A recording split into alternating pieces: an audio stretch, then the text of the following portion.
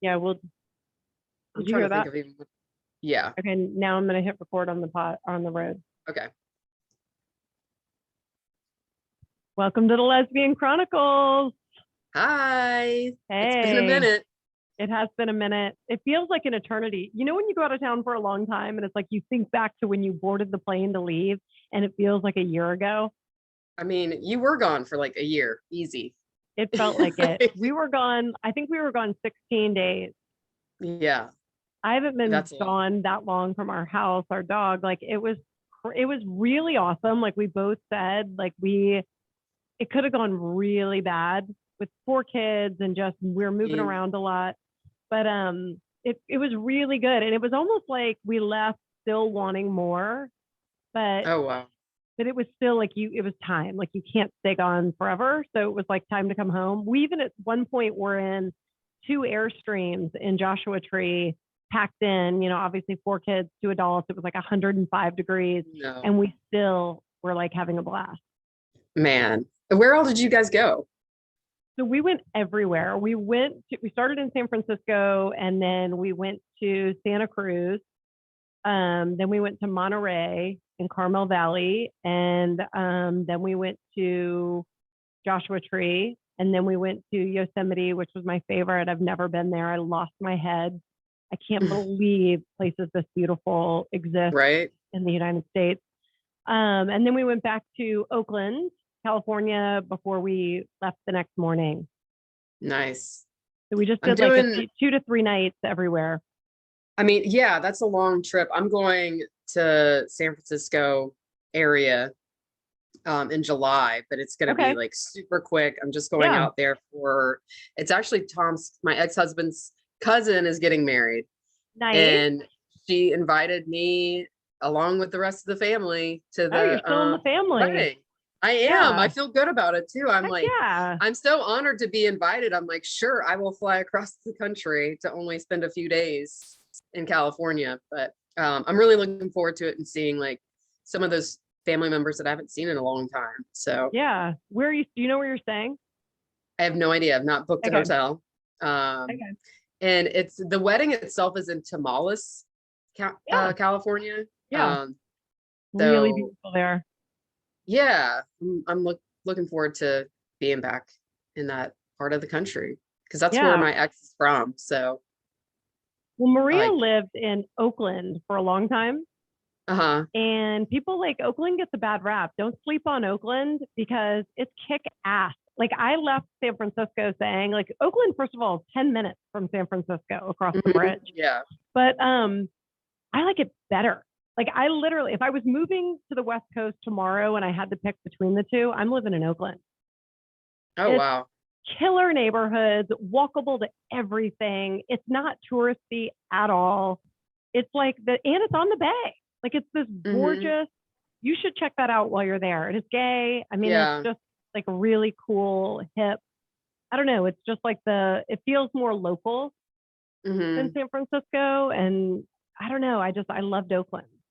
Yeah. I wish I had more time. I know.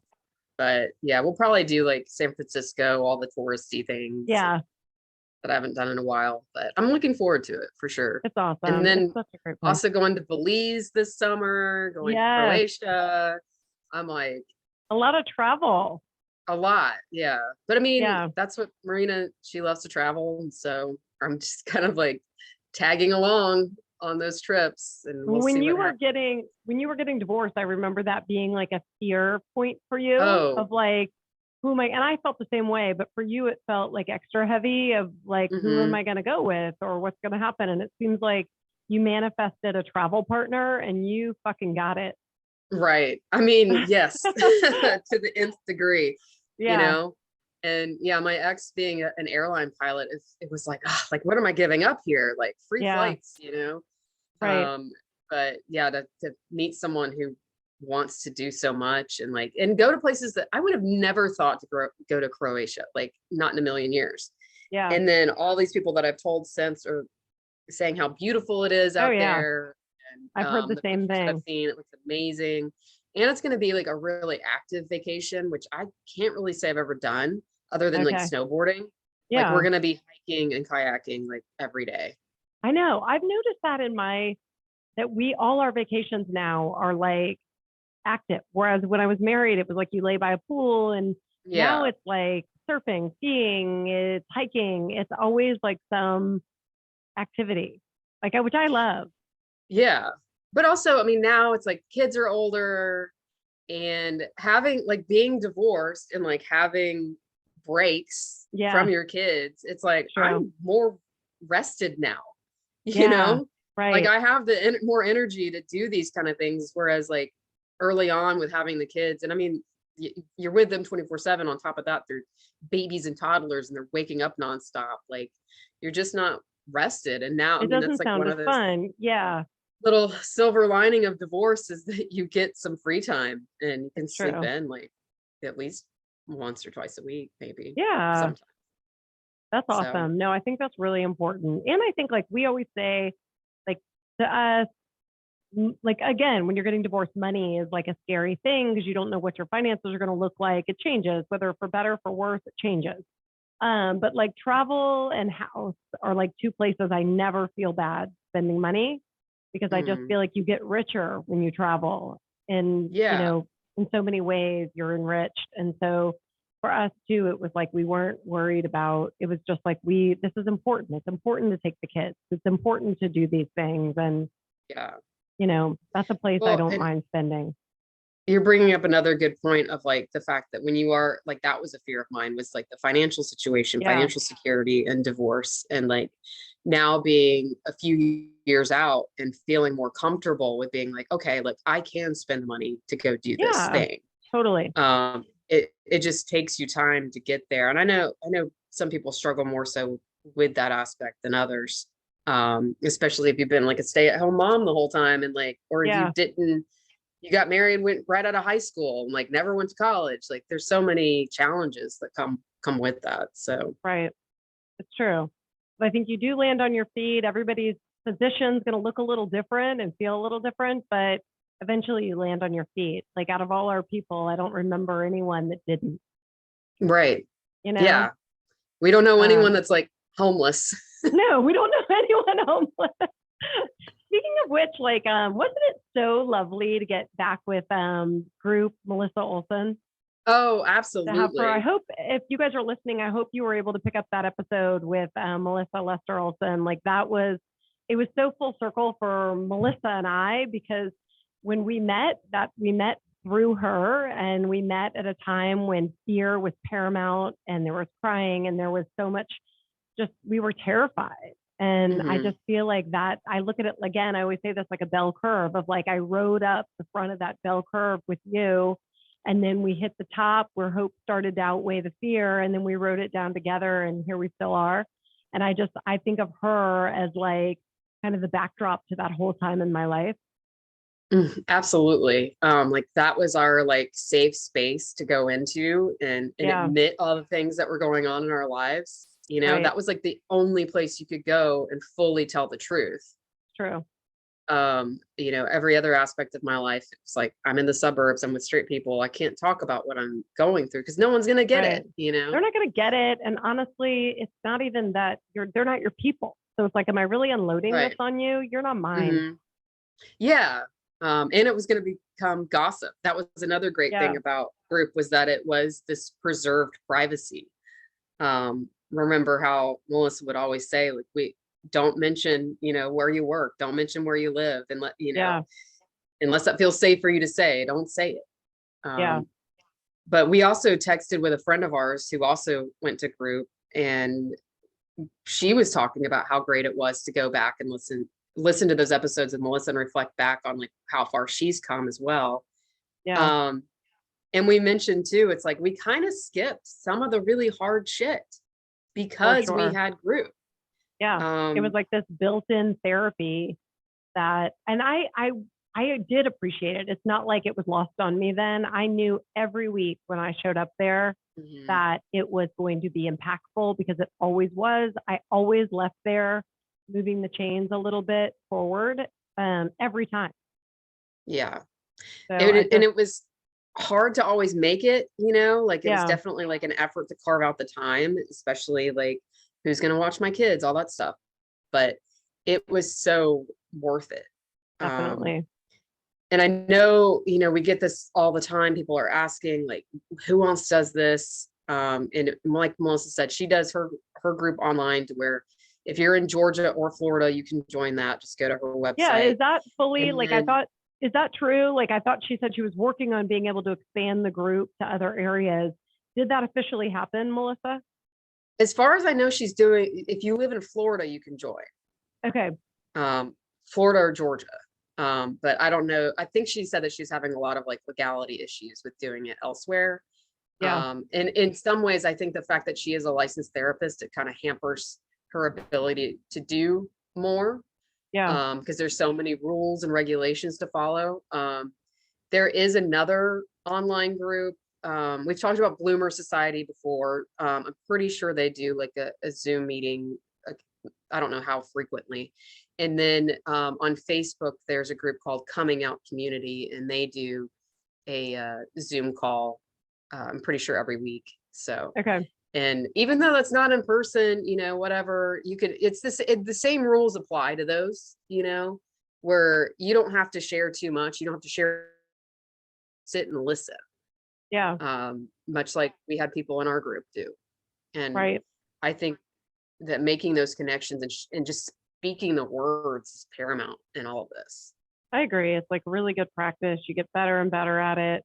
And then you get to where you just don't even think about it. I mean, Yeah. it's just part of your DNA. Mm-hmm. So the one thing I'll say about Zoom that I didn't, when we did our call I haven't done it very much with y'all, but the feeling of like, you don't know when it's your time to talk. Like there's an awkwardness on Zoom. Then there's also the feeling of like the way you have it set up. Sometimes you can't see everybody's face, and there might be someone who's like monopolizing or talking a ton, and then you can't see what everyone else is doing. I don't know. There are limitations. So, I mean, eventually the hope is you get live. But to me, those were some of the things that I felt like that's kind of annoying. Mm-hmm. Yeah, I agree. I like to see people's reaction. I want to see them crying. I want to see them cry. Oh my God. And there's a lot of crying, at least in ours. God. There definitely was in ours. I don't know if you realize this, and I just kind of realized today, but it's been 3 years since we started the podcast. Wow. If somebody would have told me that in the closet back then with you, I would have been like, yeah, right. I don't do anything for 3 years. No fucking way.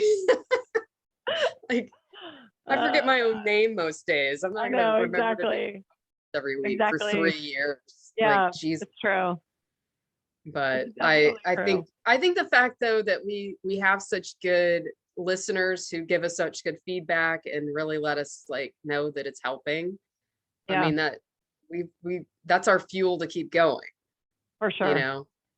So if you've sent us an email, know that it's very much well received, and we love hearing that kind of feedback. So for sure. And that's how we get our topics. And sometimes we think, oh, has it worn itself out with we're running out of things to talk about? But the truth is like when we first started, the following was pretty small. So sometimes I think it would be cool to go back and revisit those topics with fresh eyes. I mean, some of the things that I think come up all the time are things like friendship boundaries, catalysts, talking to your kids. I mean, these are things that they're evolving topics. I mean, they're not the way I would have discussed that 3 years ago doesn't look like the way I would discuss it now.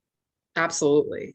And as we've distanced ourselves from our marriages, it's kind of opened the door to talk more about what actually happened during time. Because I think initially too, it was like, okay, what can I share? What do I feel comfortable talking about? Melissa, do you remember when we first started, like we would before we started, we would be like, okay, like, am I allowed to say that? Am I allowed to talk about that? And you're like, no, do not bring that up. Do not bring that up. Now it's like anything goes. Yeah. That's really funny. I forgot. There'd be a lot of times Melissa would be like, do not ask me about that.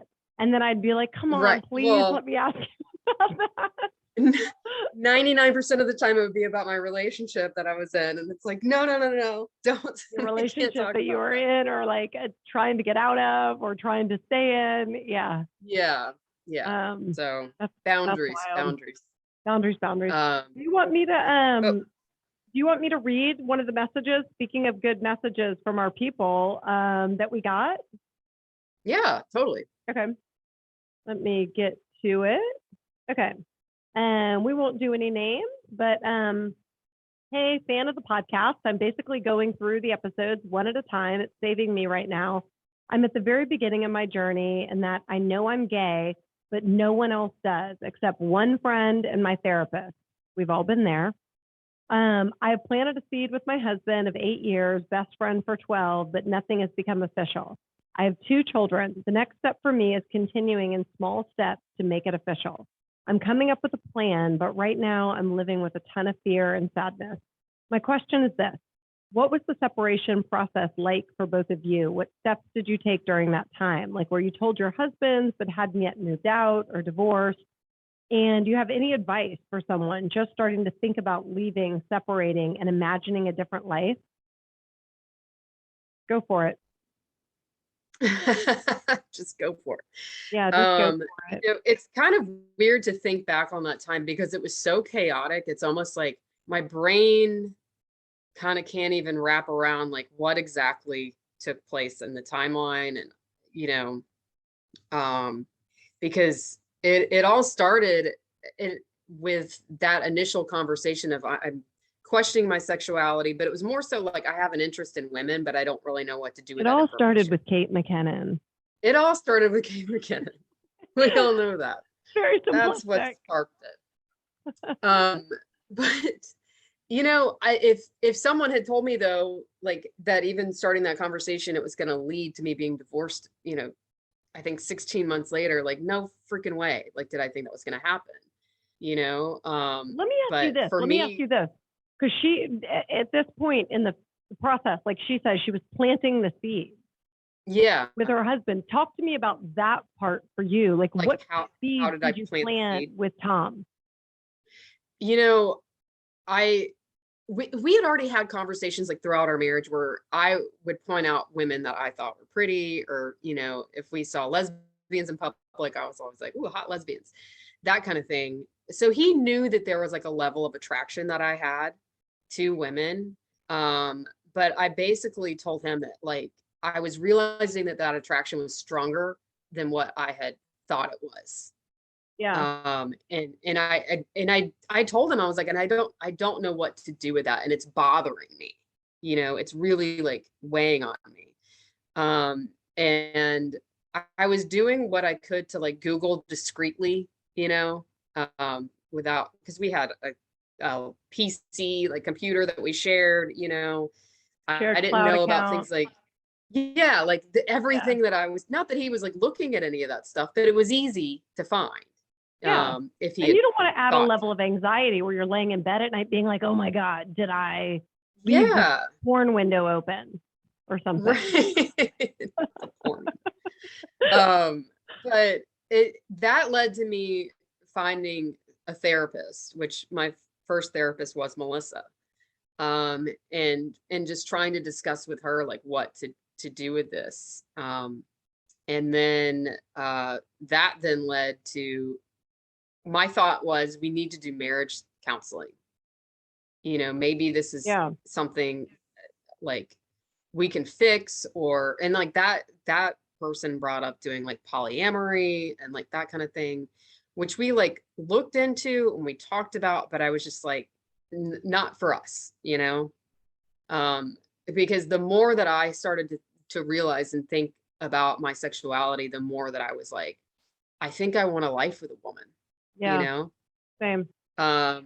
And eventually, after we got fired from our marriage therapist, like literally went for 4 sessions, and she was basically like, I can't help you guys. Yeah.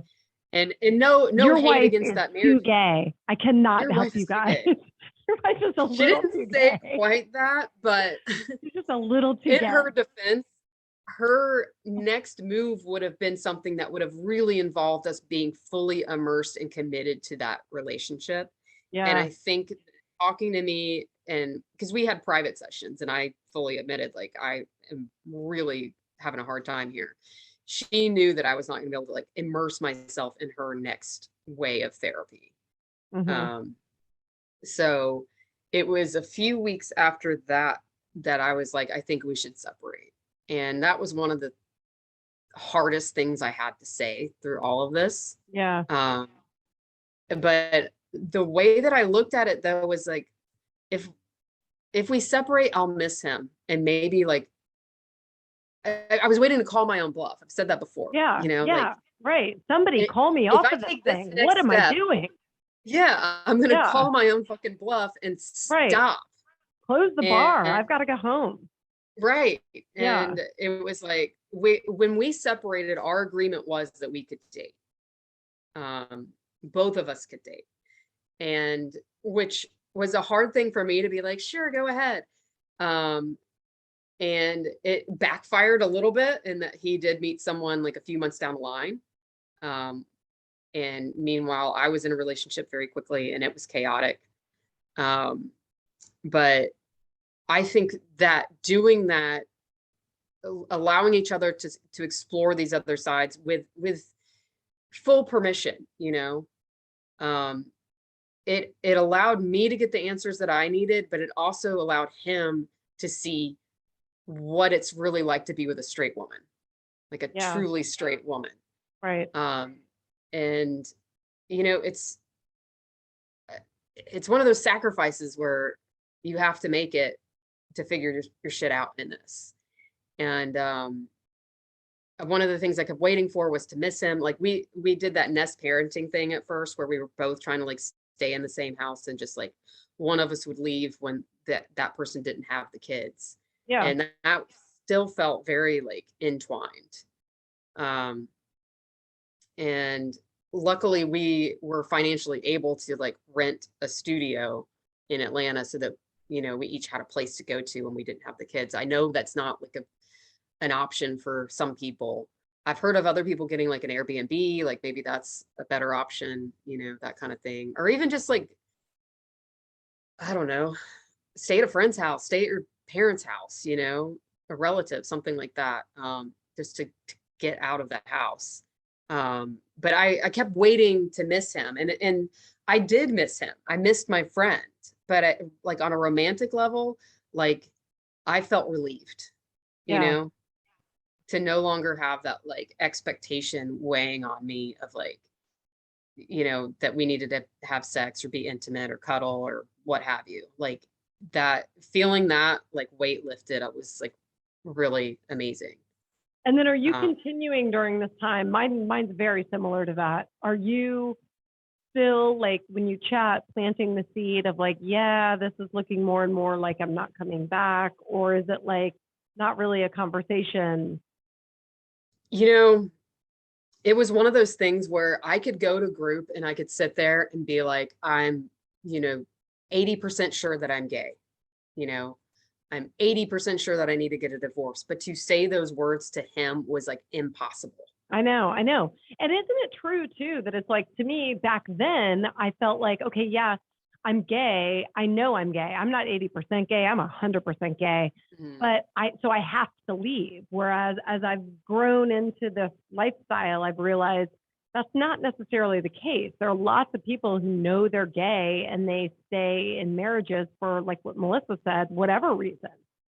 So I think also like my truth is that I don't know for sure. Everybody's priorities are different. Like you, I wanted to live with a woman. I wanted to have a life with a woman. I wanted to travel with someone. And it wasn't fair to him to drag him through these wants that I couldn't let go of. Versus like, I think some people value more keeping the marriage together. Maybe that's your best friend. You're going to throw out the fact that, you know, maybe the sex isn't going to be amazing. And maybe, you know, we're not going to have that kind of intimacy, but we're going to have a different intimacy, a safe intimacy where the parents of these children, we're going to stay together. And I can admire that too. Like, I don't, before that seemed to me off the table. I don't totally think that has to be off the table. It just wasn't going to work for me.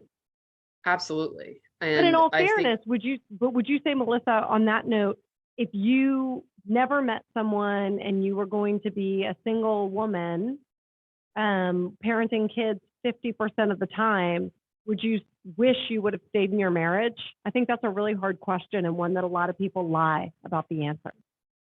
Wait, like if I was just gonna be like eternally single and like never find anyone, would I Yeah, like still? let's say you were just going to be eternally single, or you might date around for the right. If you knew you were just going to date around, maybe a little bit, be a gay woman out in society, but living independently, raising your children 50% of the time, would you wish you would have just stayed in the marriage? I think that if that was the case, there would probably be a small portion of me that would have wished that I would have stayed. Hmm. But I was kind of in that place of accepting before I met Marina. I was in that place of being like, maybe this is just what my life's going to look like, you know, where I am not really finding someone that's going to be like that fully committed partner like I had in my marriage. And that I have to take the gift of like that I'm able to be me finally after all Yeah. this time. Okay. And I think that's a hard way to look at it, Yeah. you know, because that, like we've said, like, you want your prize, you know, you did all this hard shit. Now where's my prize? Looking back though, in the early days, like I know when you and I would have a lot of conversations and you would be kind of sad about, God, like this isn't yet what I thought, or, it's just, this doesn't feel like what I hoped it would feel like with this woman. Do you look back and say, like, I was picking people that were probably what I needed at that stage, but weren't really available people anyway, No, I think it was more so of, rushing into things to have someone? yeah, like that. And like, wanting something to work so bad so that because I felt I had something to prove. Yeah. And also on top of that, um, navigating like what my attraction to a woman looks like. Yeah. Because I think a lot of gay or late in life people can relate to this in that we have found a way to find people to be attractive in other ways that are not physical, you know? Right. Um, of course, I found my ex-husband very physically attractive. He's an attractive man, but I was also attracted to his sense of humor, you know, and how smart he is. What a good person and a good friend that he is. And his energy, you know, that's a big thing for me. Like I really am attracted to people with like great energy. Yeah. Me And too. I think that sometimes it's like I mistake that being attracted to someone's energy for true like romantic attraction, you Is it know? also fair to say though that like as I've again like gone through this process and I'm getting more independent and I'm not the same woman that was a stay-at-home mom of 3 kids when I was married. I'm very different. Maria would say Right. I'm completely different than when she met me. Hmm. Um, but that like what I'm attracted to, even like to your point, I love people's energy. I love smart people. I love to listen to smart people Yeah. talk. I love engage. So to me, it's like that becomes um, so much. When I was first coming out, it was like, oh, my partner happens to be beautiful. I think she's very, very attractive, but she also is very smart and she's like engaging and she knows what's going on in the Right. news. And to me, it's like that's even hotter. I'm realizing than the original reason that I was into her. Well, right. And I guess that's another aspect to it. Like someone can be physically really beautiful and then lack those other things. And Yeah. it's like, okay, like I was attracted to you initially when you walked in the door, but now that I know you, I see like that's not that beauty doesn't have depth to it, you know? Or maybe they're Um, even not like traditionally. Like I've been talking a lot about this massive crush I have on this podcaster who's not like traditionally attractive, but I didn't even know what she looked like. But I'm listening to this podcast and I'm like completely fascinated with her. I mean, I told Maria, I'm like, I have a massive crush on this woman and but she's not traditionally attractive. And I don't really have a crush on her, but I'm like, right. I could see where she is attractive because she's engaging and smart. Yeah. Well, I mean, let's circle it back to Kate McKinnon. That's Yeah. not the Well, first Kate time I ever McKinnon saw is Kate kind of McKinnon attractive. on SNL. I mean, Yeah. she's a cute Yeah. woman, but I had seen her on SNL a zillion times before Yeah. and And never never noticed thought her. anything.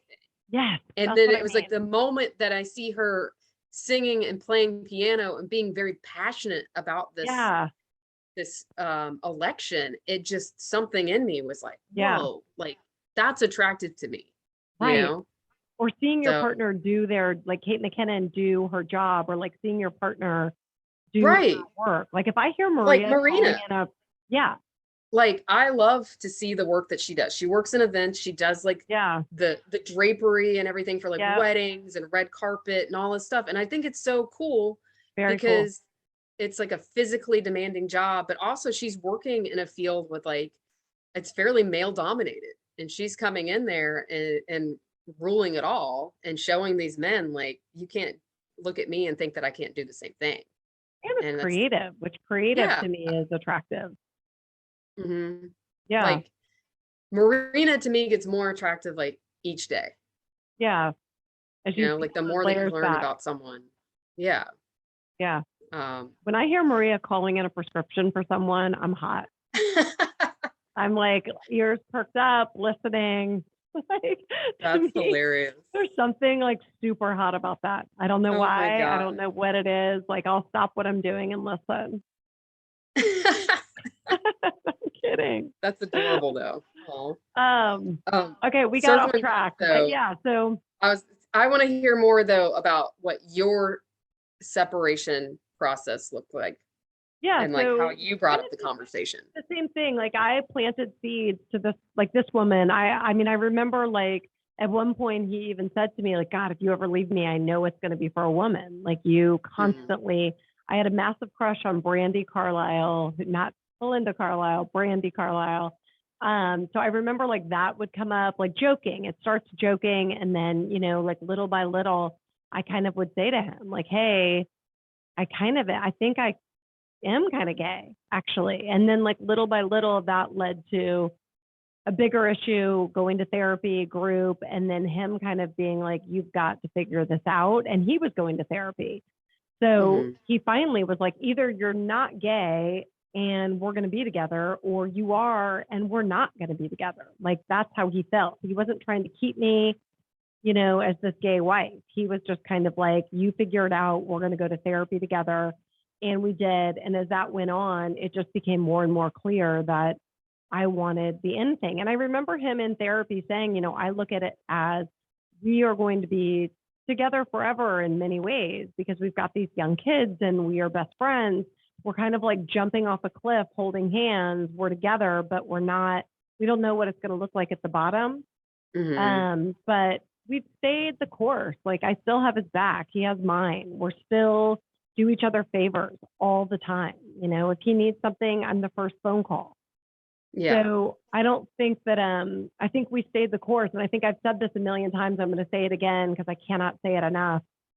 In your I hate to say reckless because Jamie always teaches me don't call it reckless, but I'm going to say it anyway. In that reckless time of like you feel like a teenager again and you have this permission to be with women and you're out and you're doing all these things, you will be massively regretful if you betray that first relationship. I promise you will. It doesn't Mhm. feel like right now it feels so fun and you want to go out and you want to stay out till 2 a.m. and you're meeting these women and you finally get to do it and it's so exciting. I am telling you right now from a place of knowing, do not betray your ex-husband, your future Mhm. ex-husband, because Yeah. 5 years, 10 years, that doesn't go away. And that is, if you have children, the father of your children. And it is somebody who, in the end, likely will be there for you. These women at the beginning, 90% of the time are still there in 5 years. And Yeah. I never betrayed him, but I definitely left him alone a lot. And I live with that. And I hate the feeling. I wish I could go back. If I Mhm. could change anything, it would be I didn't need to be doing that. Like I could have Mhm. easily come home at a decent time and like spent time with him. He was lonely as hell and alone. He didn't have the benefit of you, Melissa Rainey. He didn't have the Right. benefit of group. And I fucking left him. And Yeah. to me, it's like if I could turn back time, I would never have done that. It served me no purpose. Those people that I was out trying to engage with, my catalysts, they have no value for me now. They did serve a purpose then, but they could have served a purpose till 10 o'clock at night. And I could have Mhm. gone home and been with my future ex-husband. And I could have not been so reckless with his feelings. I understand I'm letting myself off the hook. He has forgiven me. I've forgiven me. But if I could turn back time, I would never have betrayed him in that way. He would never have done that to me. But how do you separate and maintain that role? You go to group, you go on hikes. If you go want to be with someone so badly, you go be with them for lunch. You go have, great conversations. You do all those things without leaving this person that you married sitting there alone. Like, I just think there's got to be you can do it better. If you think about how you're doing it now and try to do it better. Yeah. And I think my experience was a little different since, I know that Tom had some rough times for sure, and, but he dated pretty quickly and met someone pretty quickly. Whereas your ex had a lot more of a struggle with finding someone to date, Yeah. Like, he would go on these dates that were just not great. Partly because I think he wasn't open at the beginning. So he would go on these dates and then be like, this is wrong, or that's wrong, or I didn't like this. He wasn't that open, but it also, he'd be home babysitting, and I would tell him I'm going out with whoever. Back then it was my catalyst. I was honest, but it's just looking back, I know he was sitting on that couch by himself, putting our kids to bed. I hate that. I'm mad at myself about that. Well, we've all been there, and there's something about this process that makes you lose, your sanity a little bit. So give yourself that grace, I have. And luckily he has.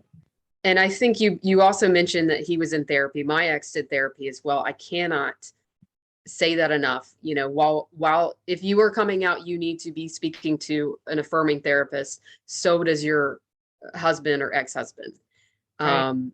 And it doesn't mean that you have to go to therapy for the rest of your life. No. I think my ex-husband did it for maybe 4 or 5 months.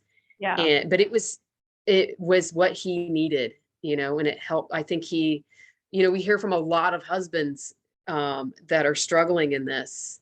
And that is always what I tell them. I'm like, please.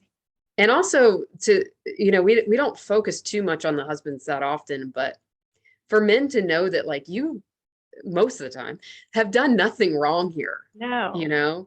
And I hate that there's such an emasculating aspect to, your wife leaving you because she's gay.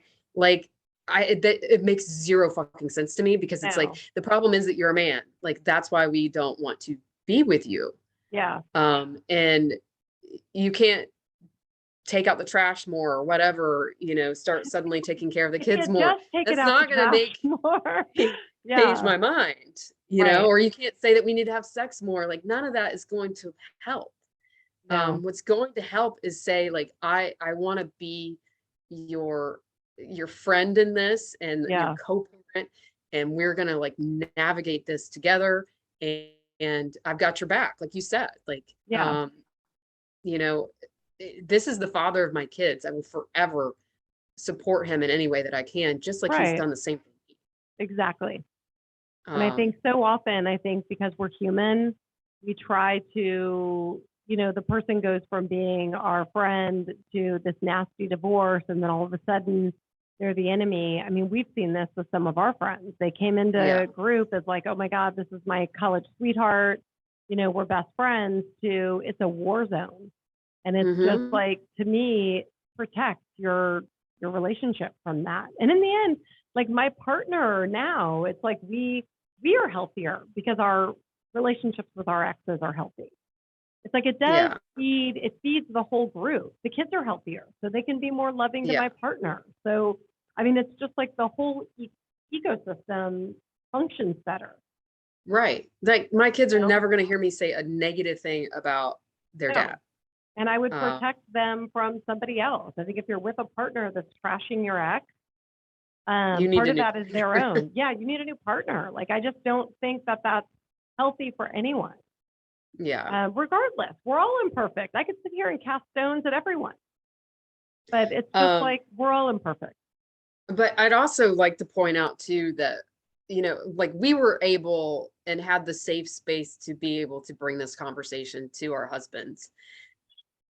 If your husband is been homophobic around you in the past, if you don't feel like this is a safe conversation to have, don't have it. Yeah. That to me anyway, like if you don't feel safe around your husband, that's like grounds enough to permission to leave. Yeah, that's valid. And if you have to find some other excuse to get out of your marriage, then do it and come out later. Yeah. There's no rush to sit here and be like, hey, I'm gay, if it's not a safe situation to do so. So please, like, keep that in mind if your husband is one of those easy to anger or homophobic people. Yeah. Because we know they're out there. Oh yeah. And in that woman's message about like that interim time, that weird kind of limbo where you're still maybe living in the same house, to her point, she only had told 2 people. So you're still living in the house. I think during that time, one of the things that we would do is we would like have a lot of conversations, like my ex and I. Like we would make time for conversations. We would make time to go do stuff with the kids. And we even went on a trip, like knowing that we were getting divorced with the kids. I think you did too. Like, I think maybe it's not to say business as usual, but it's more just solidifying the family unit before you break it up, so to speak. Yeah. That the roots are strong and, the divorce becomes much, much easier. And then also, moving the chains a little bit by thinking of new people you can tell. She said her therapist and her best friend. Well, what about if you expand that circle to a family member, or just kind of keep broadening your community so that when you do leave, you're kind of set up. I mean, that was one thing my ex used to say, is he's like, you have this whole community of people helping you. And I think we did because of group, but we also both had, started to create some alliances. Yeah. Well, and that's just it. We had the whole LGBTQ community behind us. Right. You find all these new friends, whereas they don't really have that network of people to reach out to. And I think the other thing, I wish someone had just sat down and told me, like, this is not a race, like chill, there's, you don't get a prize for finishing faster. And funny, like you say the thing about you needed your pride, like you felt this pressure to like meet someone and feel vindicated at what you did. I was the exact opposite. Like it was almost like I didn't want anyone thinking I jumped into anything. So I kept trying to push people away. Even with my partner now, like she'll tell this funny story of how like we had this amazing couple weeks, and then I was like, hey, I'm not really ready for anything. I remember that. Beat. Yeah. And you took a beat for like what, 2 days? 2 days. That was funny. Because I think I wasn't like, I don't know, like I felt the opposite pressure. I didn't want my society thinking I had just like left this marriage and now I'm in this relationship. And I agree. And I felt that same way, at that time. I did feel like, well, shit, if I meet someone now, it's going to look weird, like worrying about what other people are going to think. But then I got to the point of like, when in the fuck am I going to meet someone where I like feel like I want to feel, So it just takes a minute. Takes a minute. It's not a race. No, it's not a race. And I think you just maintain that primary relationship. If you have 2 kids, I think she said she had 2 kids. I think your responsibility right now is A, to yourself, but B, to this man who, is going to be, we want mentally healthy and emotionally healthy, because he is going to be with your children. And to me, it's like, in the end, that's family. I mean, that you're going to move on, hopefully, and maybe you'll meet someone else. Maybe that's the goal. Maybe it isn't. Maybe you don't even care about that. But I think in the end, you want that person who has your children half the time to feel good inside and not be depressed and not be angry at you. Yeah. Because kids are smarter than you think, and they're watching and they're picking up on all of it. Yeah. And I think that leads, my partner now, I mean, she knows she can trust me. I mean, I'm not someone who just left this man high and dry and fucked him over. Right. I think that's very true. It's like, the way that you're treating your ex is proof of like, if things go haywire with your current relationship, that you're going to be a good person to them. Yeah. Like, I just think be a good person. You know the right, get quiet. You know the right thing to do. I'm not saying you're going to be perfect. And I wasn't, but No. I've been very honest about my regrets. And I guess I feel like that would be the advice I would give, is like, really be careful about that piece. Do a ton of research. It's fun to find groups online. It's fun to maybe do the Zoom with, lesbians, and start to kind of get in that groove. And I think you can do all that in a really healthy way that's great for you and great for your children and your ex, Yeah. as you move through the process. Yeah. Go to some events, like some queer events, Second Friday here in Atlanta, I think is great. And I think, there's this kind of gatekeeping aspect to showing up to some of those events. You think someone's going to like quiz you on your gayness. Like, no one's asking you for your card that says that you're gay. Yeah. So like, don't be afraid to show up if you're questioning or whatever. Like, although knowing me and my awkwardness, I'll be like, so when did you come out? Because I ask everybody. Well, and it is like, I remember before I was ever out, I was like early on, I don't even know if I'd have kids yet. Right when I moved to Atlanta, I went to my sister's room with this like athletic trainer that worked at I was a physical therapist in my past life, and she was a trainer that worked there, this gay trainer, really cool, fun girl. And she took me to this, like, my sister's room back in the day when they had I think they had we were all outside in this, it must have been like a patio. And I remember being there knowing I was a little gay, but like married, straight, never would have come out, but feeling like, is somebody going to ask me, like, why are you here? What are you doing here? Are they going to be able to tell that I'm kind of into it? Right. So I know Trust that me. awkwardness. I know everything. There's plenty of my straight life is people awkward. at the gay bars now. Yeah, so it's true. Too many. Very true. Yeah, exactly. Well, I think that's good. Do you have anything else you want to add? I think that wraps it up pretty well. All right. Well, thank you guys for listening. Thank you. We'll be back again, just like we have for the past 3 years. Exactly. What the hell? All right. Bye, guys. Bye. Good stuff. Yeah, good stuff. Okay, let me stop the record.